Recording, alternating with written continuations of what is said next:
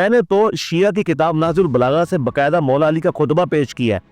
انہوں نے سورہ نور کی آیت کو کہ جو لوگ دین پہ چلنے والے عنقریب ہم انہیں زمین میں خلافت دیں گے، اس آیت کو انہوں نے حضرت ابوبکر اور عمر کی خلافت کی دلیل کے طور پر پیش کیا کہ اللہ نے انہیں خلیفہ مقرر کیا۔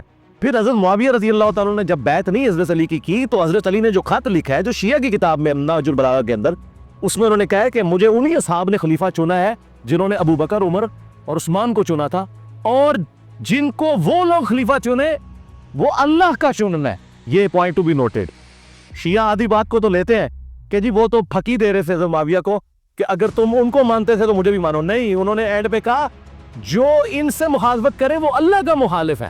اس کا مطلب ہے کہ اللہ کی چنی ہوئی خلافت حضرت علی مانتے تھے، ابوبکر، عمر، عثمان کی۔ تو جیسا کہ آپ نے دیکھا کہ مرزا انجینئر نے دوبارہ امام علی علیہ السلام کو غلط ریپرزینٹ کرنے کی کوشش کی ہے۔ آئیے ہم ان کے اعتراض کا جواب بھی دیتے ہیں اور ان کے اعتراض کا خلاصہ بھی کرتے ہیں۔ سب سے پہلے انجینئر صاحب، آپ نے تھوڑی بھی تحقیق کی ہوتی تو آپ کو پتہ لگ جاتا کہ اس کے اپنے ہی مصنف نے یہ بات کا اقرار کیا ہے کہ نہج البلاغہ میں جتنی بھی چیزیں اس کے مصنف نے بیان کی ہیں وہ صرف شیعہ سورسز سے نہیں ہے، وہ سنی سورسز سے بھی لیا گیا ہے۔ آپ کو چاہیے تھا کہ آپ سند کے ساتھ ہماری کتب اربعہ سے استدلال کرتے تو ہم اس چیز کا جواب دیتے، لیکن جب آپ بنا سند کے ایسی کتاب سے استدلال کرتے ہیں جس میں سنی سورسز بھی انکلوڈڈ ہیں تو ہم اس بات کا کیا جواب دیں آپ کی؟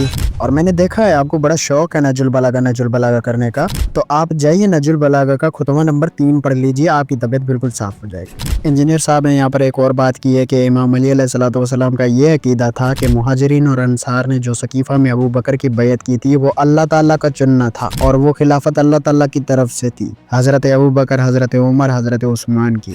تو انجینئر صاحب سے ایک بات پوچھنا چاہوں گا کہ انجینئر صاحب یہ بتائیں کہ اگر یہ اللہ تعالیٰ کی چنی ہوئی خلافت تھی تو 6 مہینے علی علیہ السلام اس چنی ہوئی خلافت سے دور کیوں رہے؟ اور حضرت زہرا سلام اللہ علیہا نے تو کبھی بیعت ہی نہیں کی، ابو بکر کی بیعت ہی ثابت نہیں کر پائے آپ ابھی تک۔ آپ کا یہ کہنا کہ مولا علی علیہ السلام نے کہا کہ جو حضرت ابو بکر، حضرت عمر اور حضرت عثمان کا مخالف ہے وہ اللہ کا مخالف ہے، تو اس کا مطلب آپ یہ کہہ رہے ہیں کہ حضرت بی بی زہرا سلام اللہ علیہا نے ابو بکر کی مخالفت کر کے اللہ تعالیٰ کی مخالفت کی۔ تو جتنے بھی انجینئر کے اسٹوڈنٹ ہیں میں ان لوگوں کو یہ ریکویسٹ کرنا چاہوں گا کہ آپ ان چیزوں کا جواب لیجئے آپ اپنے استاد سے، کہ آپ اپنے انجینئر سے یہ سوال پوچھیں اور ان سے ریفرنس لیں کہ ان کا جواب کیا ہے۔ باقی رہی بات سورہ نور کی، تو سورہ نور آئی ہے امام مہدی علیہ السلام کے لیے اور ائمہ کے لیے۔ یہ شیعہ تفسیر ہے، آپ اس کو چیک کر سکتے ہیں، اس میں لکھا ہوا ہے کہ یہ آیت ائمہ کے لیے اور امام مہدی علیہ السلام کے لیے آئی ہے۔ باقی جس کو بھی کوئی سوال ہے تو وہ کمنٹس کر سکتا ہے، یا تو وہ میرے انسٹاگرام اکاؤنٹ پر آ کے مجھ سے پرسنل میں بات کر سکتا ہے۔ شکریہ۔